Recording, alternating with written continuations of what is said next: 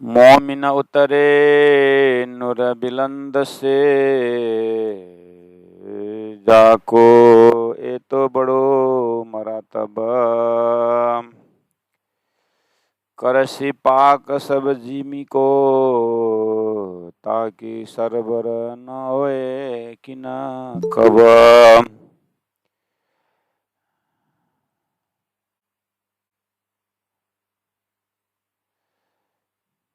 दुनी दिल कया शैतान, दिल मोमिन अरस हक।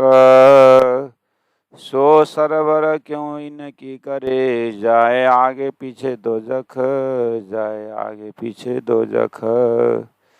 सच्चिदानंद पार ब्रह्म की जय। परमादरणीय सुंदर साथ जी, 14 ग्रंथ संपन्न तारतम सागर ग्रंथ के सनंद ग्रंथ का प्रकरण 24 चौपाई नंबर 52 में हम उपस्थित हैं और प्रसंग चल रहा है संदेश वाहक मोहम्मद साहब का बातूनी परिचय चल रहा है। जैसे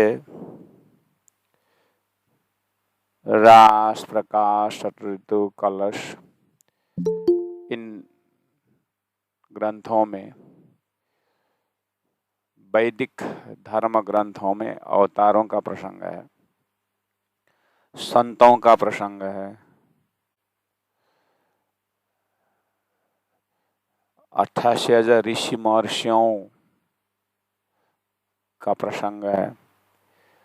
उनमें से वेदव्यास जी ने, सुखदेव महाराज ने जो रहस्य दिए हैं, जो पकड़ाए हैं, उसके ऊपर विवेचन करते हुए साक्षात परब्रह्म परमात्मा श्री कृष्ण की बात हुई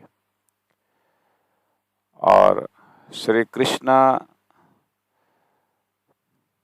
की त्रिधा लीला की बात हुई, रास की त्रिधा भेद की बात हुई और रास खेलने और खिलाने वाले स्वरूप कौन है। इन सभी बातों को हृदयंगम करते हुए, अभी सनंद ग्रंथ है इसलिए प्रसंग चल रहा है सामी परंपरा में 1.25 लाख पैगंबरों में से मोहम्मद जो अंतिम पैगंबर हुए, उन्होंने धरती में क्या संदेश दिया और किसके लिए दिया, उनकी जमाना का ये अध्ययन करवा रहे हैं। इसलिए ये एक विजन है। ये तारतम्य विजन से सृष्टि को कैसे देखना, सृष्टि क्या है, सृष्टि में किस तरह से कौन साक्षी है, किसके लिए सृष्टि बनी है। वैदिक मंत्रों में दृष्टा और दृश्य को बहुत बड़ी चर्चा है। साधना पक्ष में भी दृष्टा और दृश्य, तो पूरा संसार को, सृष्टि को ही दृश्य मानना। तो सृष्टि दृश्य, तो दृष्टा कौन है? तारतम्य उसको भी महाभेद खोलता है।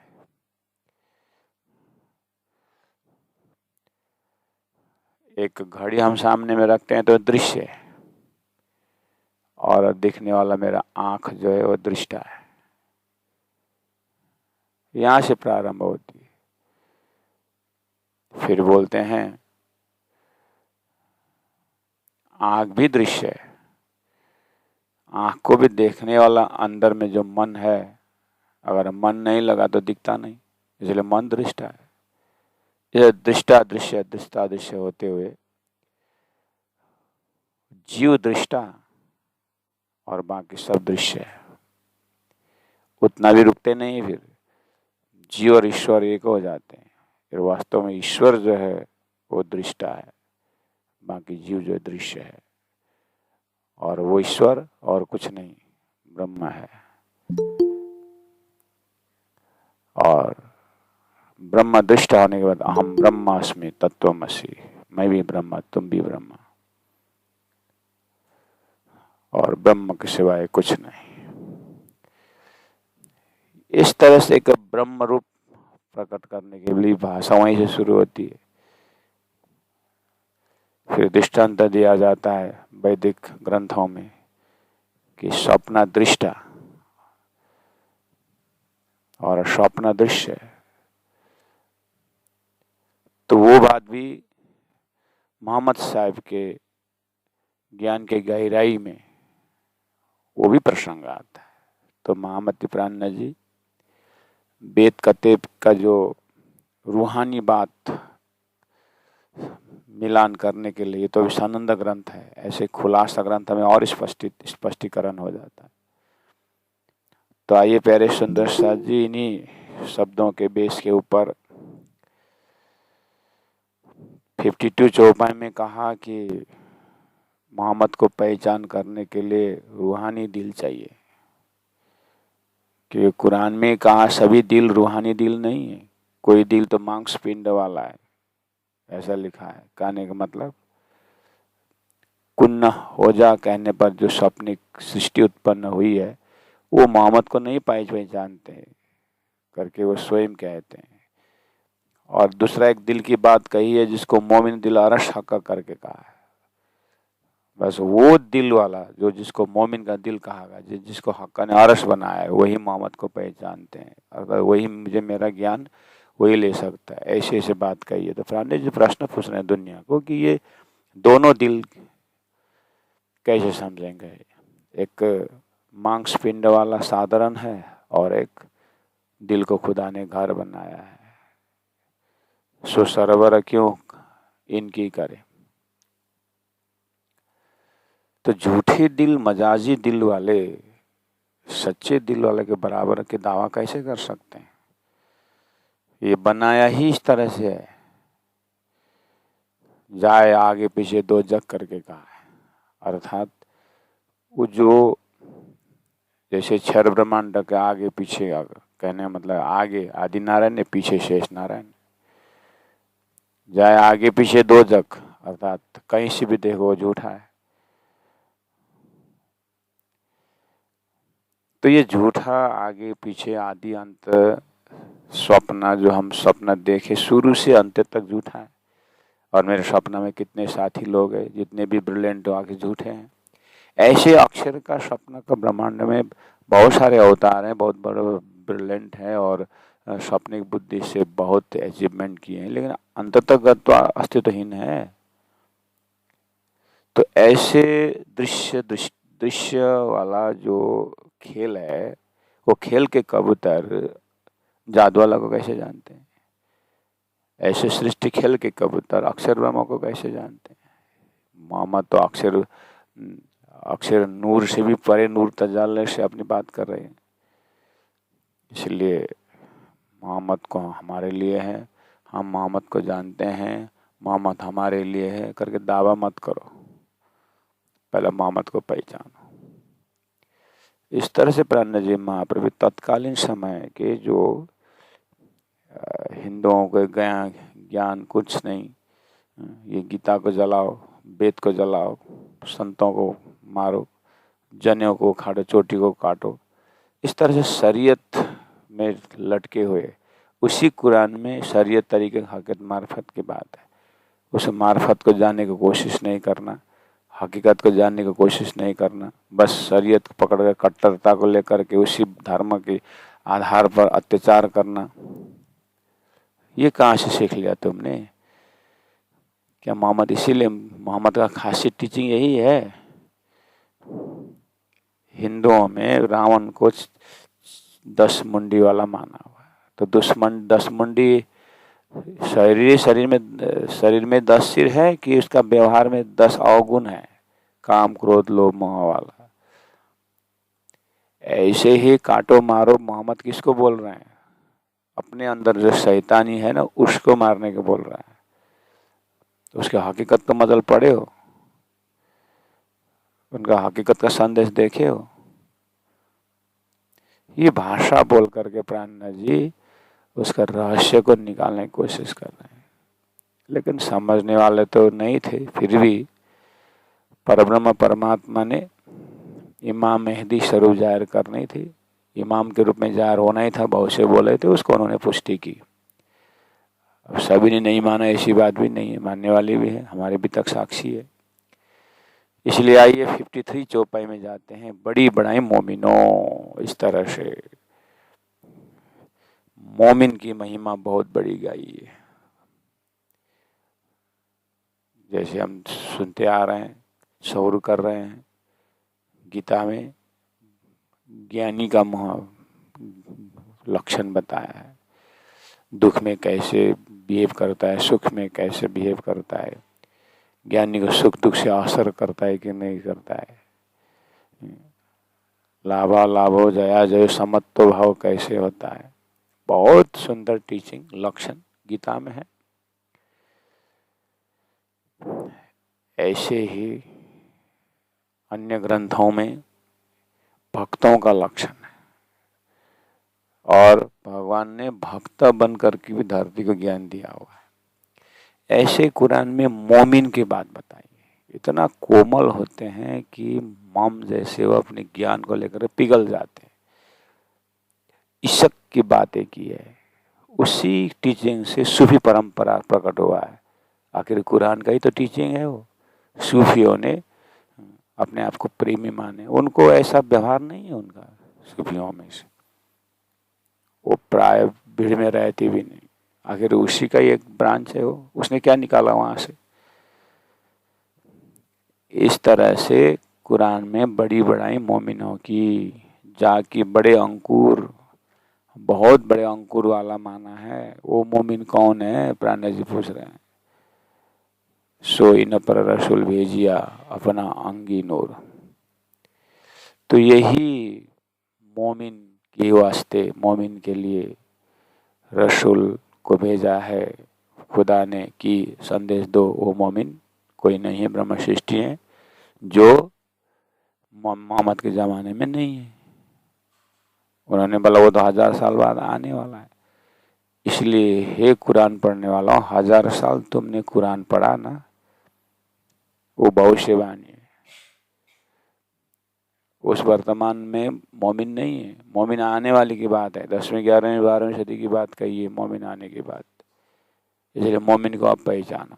शब्द आया है लेकिन गुण वाला गुण नहीं आया है। मोमिन तो आने वाले हैं, उनको भाई शब्द से प्रयोग किया है।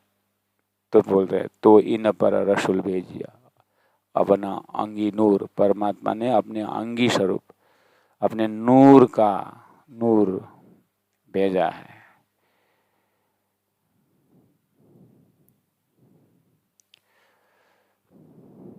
उसी को वेदों में दोहे परार्धे अष्टविंशति कलियुगे, 28वां कलियुग की बहुत महिमा गाई है। जैसे शास्त्रों में सतयुग की महिमा भी है, कलयुग की महिमा भी है। और कलयुग में राजा परीक्षित ने तू वहाँ बैठना, तू वहाँ बैठना, बहुत बुरा बुरा संगत की बात की। तो उसने बोला मेरा में अच्छे गुण भी है करके स्वयं कलयुग कहता है। मेरे युग में 1000 वर्ष तक सब तपस्या करनी पड़ती है, पल भर में फल लगता है, ऐसा भी मेरा स्वभाव है, अच्छा गुण भी है। तो ये डायलॉग के भाव में किसकी महिमा हो रही है? कलयुग की महिमा हो रही है। ऐसे ही खुदा और मोहम्मद के डायलॉग के बीच में मोमिनों की मरातबा है। और 10वीं 11वीं 12वीं सदी की महिमा है। तो वो समझना हकीकत का मजल है, उसको पकड़ करके अपने में घटाना मार्फत है। इसलिए कहा सो आए अब रूह मोमिन। अब वो मोमिन रूह आए हैं। 10वीं 11वीं 12वीं सदी चल रही है, वो मोमिन आए हैं। इसलिए अब हमारा प्रसंग क्या रहा, वो उसी मोमिन का दर्जा अभी लेना है।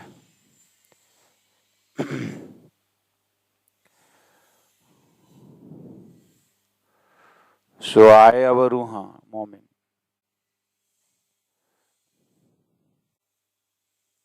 वो आए।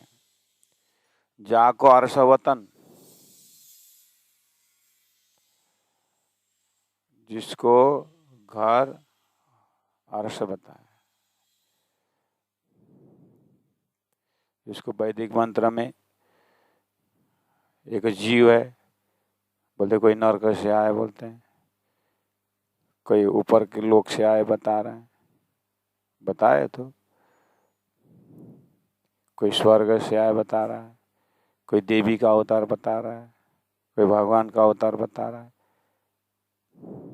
ऐसे करते करते ब्रज में गोपियों के साथ, श्री कृष्ण के साथ जो गोपियां थी, ये कौन है? बोले नाग पत्नी, ऋषि पत्नी करके उनका अलग एक्स्ट्रा बताया है। ये सब आखिर संदेश क्या, धरती में क्या होने वाला है जिसके लिए ऐसी भाषाएं हो रही है? वो वही समय पकड़ाने के लिए कि एक दिन कहना पड़ता है ये ब्रह्मात्मा परम धाम से आई है। वो एंडिंग, वो संदेश अंतिम है, जिनके लिए खेल बना, जिनके लिए सृष्टि बनी हुई, ये महाकारण का आंसर है। उसके लिए सब पहले से शब्द तैयारी है, तो आज बोलना पड़ा। सो मोमिन आए अब जाको अर्श वतन, जिसका घर परम धाम है।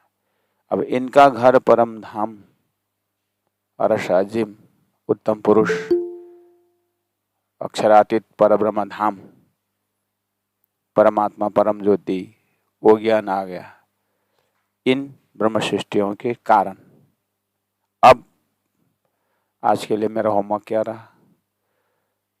अच्छा, वो ब्रह्मश्री ब्रह्म धाम आ गए, वो ज्ञान, हाँ आ गया। कहाँ है वो ज्ञान? तारतम सागर में। अच्छा, अब मेरा होमवर्क क्या रहा? वो तारतम ज्ञान में वो धाम के विषय, उसके विषय में क्या, वो मोमिन के विषय में क्या लिखा हुआ है? वो 11वीं सदी में इमाम जायरून की बात हुई, तो इमाम क्या कहते हैं, इमाम का संदेश भी जान ले। कम से कम इतना जिज्ञासा रखना भी बेड़ा पार है।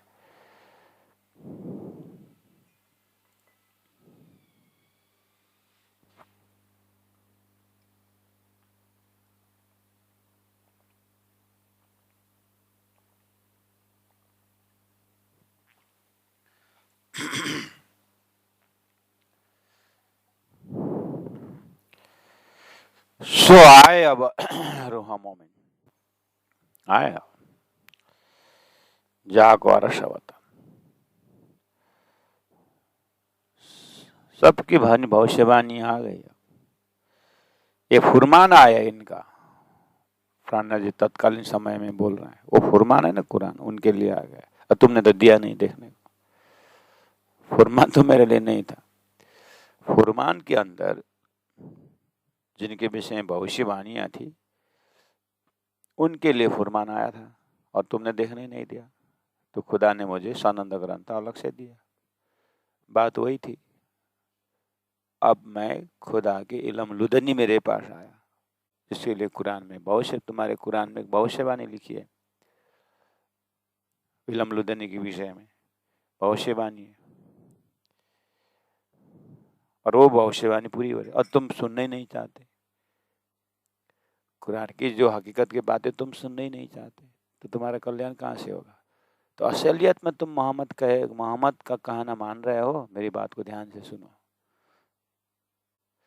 मोहम्मद ने खुदा का दर्शन किया, बोला है, वो जुल्फ़िकार बोला है, अमृतसर बोला हुआ है, 90,000 आप सुना बोला है, और उसमें से 30,000 मार्फत गोई है बोला है, वो 11वीं सदी में हम जाकर खोलेंगे बोला है। ये सब तुम मानते हो? तो फिर तुम कैसे दावा करते हो कि मोहम्मद हमारे लिए आए, कुरान हमारे वाले? इसलिए फुरमान आया इनका।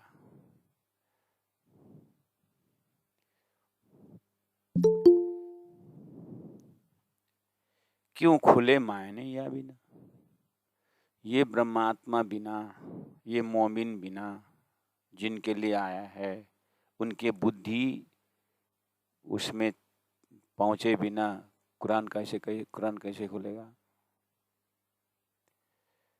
क्यों खुले मायने या बिना? कुरान का अर्थ इन ब्रह्म सृष्टि के जमात के बिना कैसे खुलेगा जिनके लिए आया है।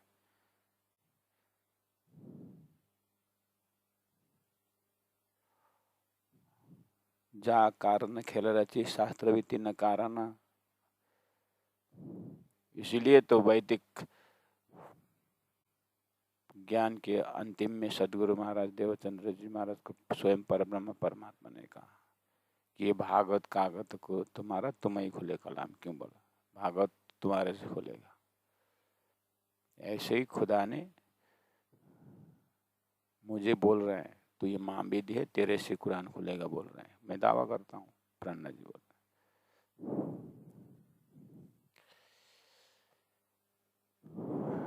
इसलिए वो मोमिनों को पता लगा खेल किया जीना खातिर।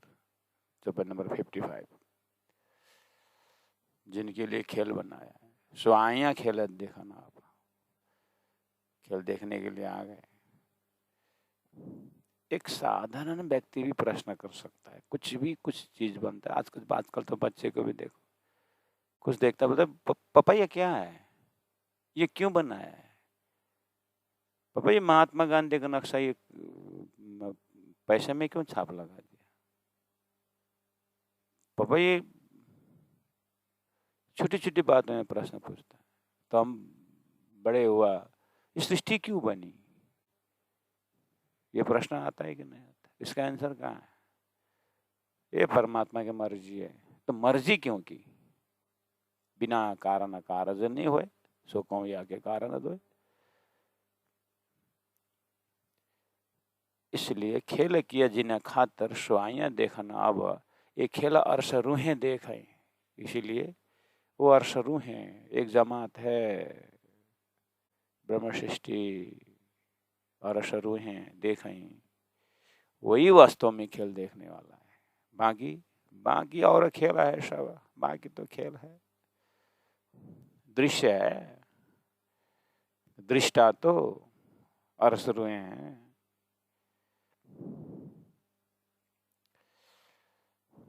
तो ये जानकारियां हमारे मस्तिष्क के नस में जाने के बाद, चलो कुरान में ऐसा है, पुराण में ऐसा है, ये तो संदेश है,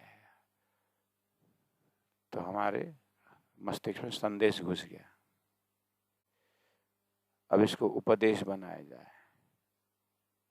उसके बाद इसी मस्तिष्क में आदेश बनाया जाए। ओहो हे परमात्मा, आपने मुझे खेल देखने के लिए भेजा, आदेश मानो। हुक्म, परमात्मा के हुक्म से मैं खेल में आया। कॉन्सेप्ट क्लियर होने के बाद अपने आप को सीधा आउटलाइन उस ब्रह्मधाम के दृश्य, ब्रह्मधाम से अपने आप को दृष्टा की तरह देखना होगा खेल को। तो वैदिक मंत्रों में इतनी लंबी लंबी किताबें लिखी दृष्टा और दृश्य के विषय में। मैंने शुरू में ही कहा था कि सभी साधना के क्रम में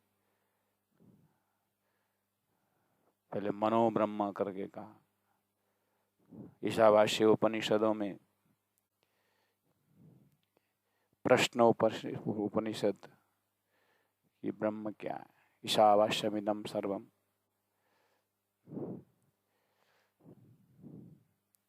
सभी मंत्रों का सार देखने में लगता है कि दृष्टा और दृश्य की बात कर रहे।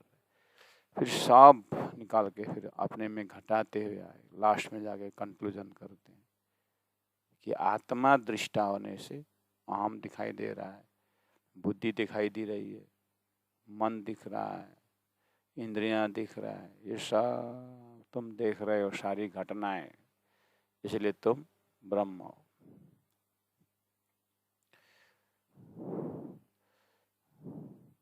अब दिखने का तात्पर्य करके फिर वहीं पर चर्चा हुई। दिखने का तात्पर्य अस्तित्व, तुम्हारे से दिखाई दे रहा है कहना, और तुम होने के कारण सारी दिख रहे हो। तो देखने वाला कौन है, अस्तित्व में कौन है। इसी को फिर बैक टू पेविलियन, वापस जाना, उसी को वैदिक शब्दों में सर्ग विसर्ग की बात कही। हम सब फैल रहे हैं, वो अव्यकृत बन रहा है, तो वापस जा रहा है, वापस अव्यकृत, फिर व्यकृत हो रहा है, उसी को सर्ग हो रहा है, विसर्ग हो रहा है, उसी को फिर समझाते हैं तुम घोर नींद में जाओ तो वापस जाओ और अपने आत्मा में खुशबू लेते हो, फिर सृष्टि में फैल जाते हो। तो वैदिक सिलेबस में बड़ी बड़ी किताबें लिखी गई, प्राण जी ने कहा इसका भी किनारा कर देता हूँ। वही ब्रह्म सृष्टि है जो सर्ग सृष्टि में आई है। इसलिए खेल बहुत लंबा है। खेल के पात्र जड़ चेतन है, जड़ चेतन से परे जो सुपर चेतन सुरता जो है वो ब्रह्मांड में बैठे बैठे ये खेल को देख रहे हैं। सो दृष्टादृश्य के भी किनारा हो गया। तो उसका लक्षण कुरान में क्या बोल रहे, एक खेला और सरूहें देखई, और खेला है सब, तो कुरान में दृष्टादृश्य की बात है। इसका मतलब खाली वैदिक ग्रंथों में क्यों है, कुरान में भी है, ये हकीकत है। वहां से मार्फत पकड़ो, वो देखने वाला मैं हूँ, वो जो दिखाई दे रहा है वो सृष्टि है। अब मेरा होमवर्क क्या है इसमें,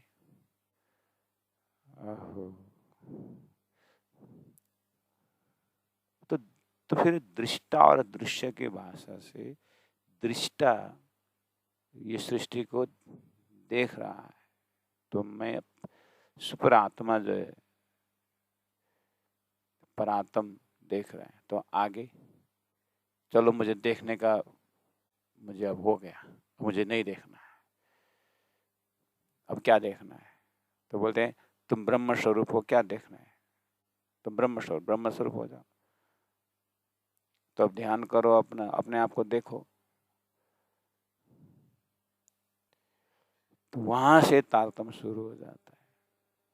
जबरदस्ती अपने आप को देखो मत बोलो, उनको बोलो कि तुम्हारी ब्रह्मलीला बहुत है। सएवा द्विधा भवति, सएव आत्मा द्विधा भवति एकांकी न रमते, वो भूल गए करके अब जो है तारतम्य मार्फती ज्ञान आ गया है। अब उस ब्रह्मधाम की लीला की बात जो अभी तक पर्दे के पीछे था, वो अक्षरातीत जो तारतम्य सागर में चर्जनी या परमधाम वर्णन से अब ब्रह्म की लीला प्रारंभ होती है, जो पर्दे के पीछे था, जो अभी तक किसी खोल नहीं सकते थे। तो दृष्टा और दृश्य के बात से ठीक है, लेकिन आखिर दृश्य खत्म हो जाता है तो दृष्टा क्या करेगा उसके बाद, उसका अपना ही ब्रह्म, उसके अपने आनंद लीला है। और तारतम हम आत्मा को वो आनंदमय लीला में डुबा रहा है। ये भी तारतम के अद्योपांत दर्शन में है वो। लेकिन अभी इतना नॉलेज भर रहे हैं वेद कतेब से कि हमें निशंक बना रहे हैं, ताकि हम जब तारतम्य ध्यान में उतरे तो निशंक होकर के अपने धाम को अनुभव करें। तारतम्य वाणी में खेल की बेस भी दी, कत्तिब की बात भी दी, वेद की बात भी कर दी, निशंक कर दिया। इसीलिए तो ये बेशक इलम है। न सृष्टि के प्रति शंका रहेगा।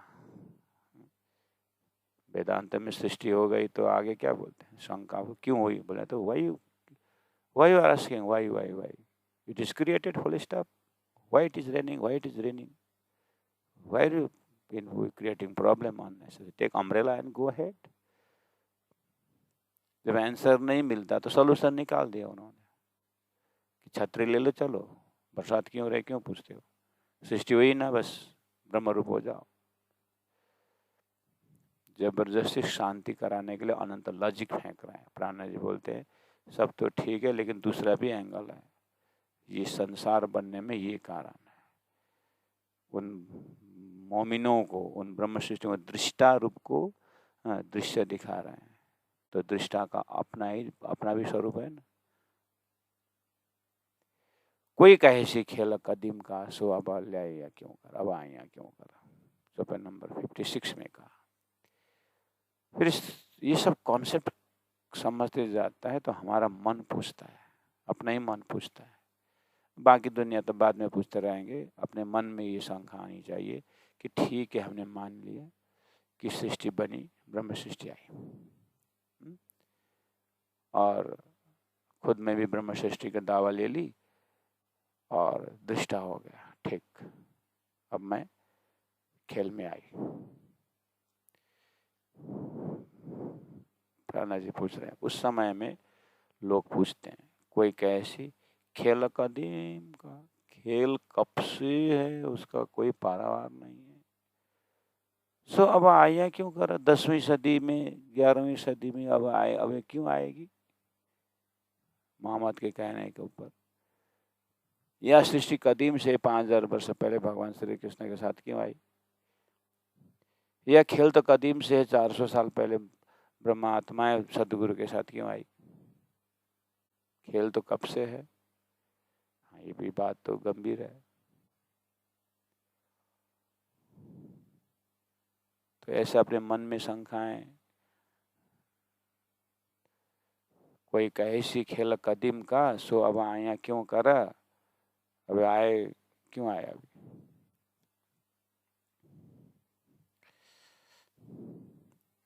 धनी कह रहे हैं, ये मायने गुज वतन के, ये मायने अर्थ गुज वतन के, सो भी सब देव खबर। प्राणी उसका उत्तर भी मैं देता हूँ, मुझे कोई टेंशन नहीं। ऐसा प्रश्न का जवाब भी मैं देता हूँ। ये मायने गुज वतन के, ये जो प्रश्न का उत्तर, जब उत्तर जो है ना परब्रह्म परमात्मा में गुह्य बात खोलने का ये प्रश्न है। अच्छा है ना, ये जो प्रश्न आना चाहिए। बोल रहे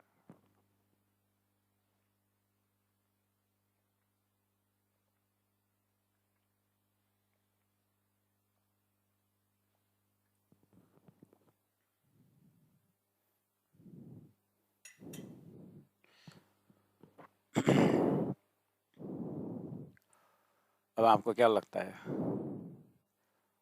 प्रणय जी ने बोल दिया, ये मायने गुज वतन के, सो भी शब्द देव खबर।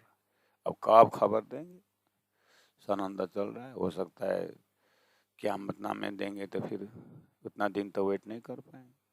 हम तो 2 महीने के लिए सुनने बैठे हैं, वैसे भी 1 महीने के लिए ऑनलाइन शुरू किया था, आपने 4 साल निकाल दी। कोरोना काल उसी में गया आपके ऑनलाइन में, अभी तक उत्तर मिला नहीं। हमारे विद्यार्थी सुन रहे हैं, वो भी बोल रहे हैं 2 महीने के लिए आते, ऐसे खुलेगा ऐसे खुलेगा, हो जाएगा कहते महाराज ने 2 साल निकाल दिए, क्योंकि सबको जल्दी है। लक्ष्मीदास बाबा जी बोलते थे 4 महीना तो नौतनपुरी बैठ करके 18 दरबानी पूरा करके आऊँगा, बोलते हैं आते आते राजकोट में आते किरंतन से तो हो जाएगा शायद, बीतक और किरंतन होने से हो जाएगा करके नौतनपुरी पहुँचने के बाद बीतक पूरा होते, अब जाने का समय हो गया बोलते हैं। तो बाबा जी बोलते थे इसलिए मैं तो पढ़ाना ही छोड़ दिया करके बोलते थे, सबको जल्दीबाजी लगी हो ऐसे ही। अब मायने गुजर बताना के सो सब देव खबर सब बता देता हूँ, बोलते हैं अब कब देंगे। तो महाराज आप दे दो, मैं थोड़ी नहीं, मैं तो चौपाई, इसलिए तो तालीम क्लास है, ये तो लॉन्ग चलता रहता है। अब ये पकड़ के रखना चाहिए कब अब इसका उत्तर कहाँ मिलेगा। लेकिन प्रणा जी हम जानते हैं इनमें कोई पेशेंट नहीं है, इनको तो तुरंत चाहिए, कंप्यूटराइज युग है, ऐसे ही बोलेंगे। तो बोल दिया 47 में, एक खेल रहा चाहिए खिलन ना वही हो गए, आंसर हो गया। तुम बोलते हो कि कदीम से सृष्टि हुई, क्या कदीम से हुई। खेल बना हुआ 1 सेकंड भी नहीं हुआ है। यही बात तो अर्जुन को हुआ था महाशय। मैंने ये ज्ञान पहले मैं सूर्य को दिया था, बोलते अर्जुन ने पूछा तो सूर्य तो कदीम से, और आप तो हमारे जमाने के, कब दिया सूर्य को ज्ञान। अच्छा है ना, भगवान ने इतना कहा, इसलिए तो कम से कम अर्जुन को पता चला कि अर्जुन तुम जीव हो, मैं ईश्वर हूँ, मैं सब जानता हूँ, मैं सब देखता हूँ, इसलिए मैं कदीम से हूँ, तेरे सामने अभी आया हूँ।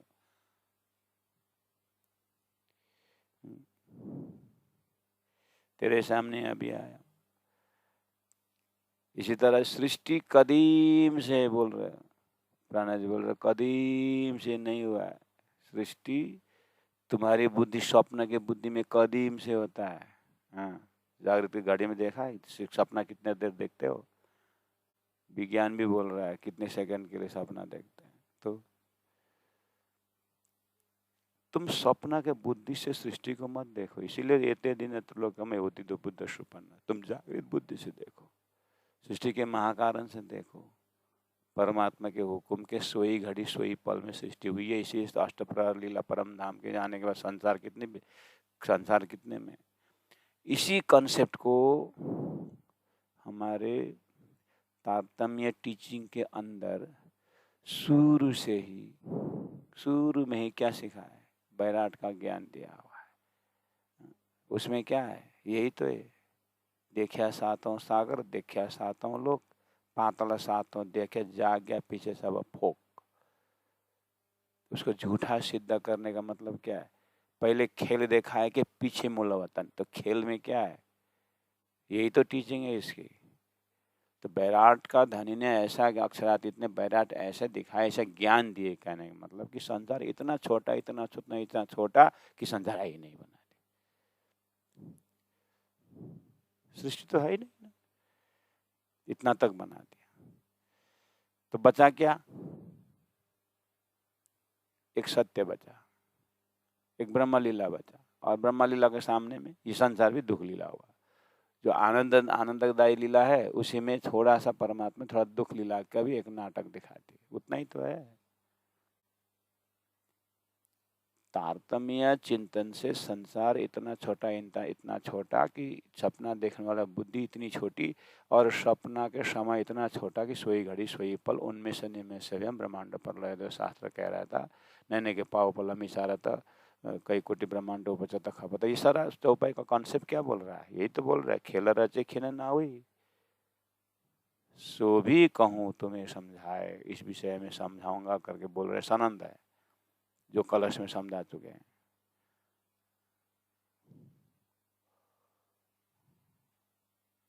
जैसे प्रकटवाणी जैसे चौपाई, प्रकाश किताब के अंतिम प्रकरण हो चुके हैं। ये वतन के पाव पल में कई पैदा फना हो जाए, बता दिए। इसलिए कोई कहे सी खेल कदीम का सो अब आया क्यों करा, ब्रह्म सृष्टि अभी आए, इसका मतलब क्या है, फिर ने बात बोला तुमको अब क्या करे, कितना समझते नहीं, इसलिए बता दिया हूँ कि ब्रह्म सृष्टि आए, आए न गए आदि नाम, बोलो अब क्या होता, अब तुम्हारा क्या, हम आए नहीं है क्या बोलोगे, इतने दिन तक आए, ब्रह्मश्री ब्रज में आए, राष्ट्र में आए, उसमें आए, जागरण ब्रह्मण आए नहीं बोलते, यही तो बात समझनी, आए न गए। अरे सपना देखने के बाद, देखने की बात करते हो तो सपना तुम बिस्तरा छोड़ के देखते हो कि बिस्तरा में होते देखते हो, हाँ बिस्तरा में होते तो आए सपना में, कौन गया सपना में, मर के गए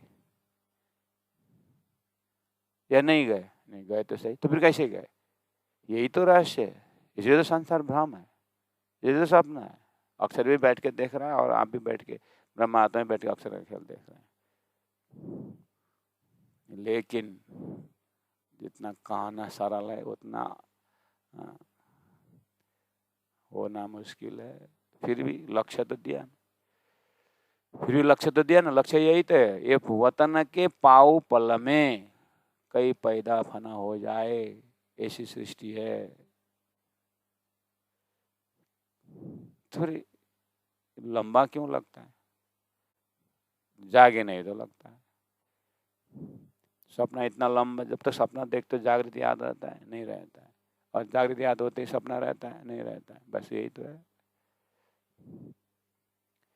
चलो ये भी ठीक है, कोई कहे सी खेल कदीम का सो सब आया क्यों करा, ये मायने गुजवतन के सो भी सब देऊं खबर, खेल रचे खिन ना हुई सो भी हुए, सो भी कहूँ तुम्हें समझाए, ये वतन के पाव पल में कई पैदा फना हो जाए।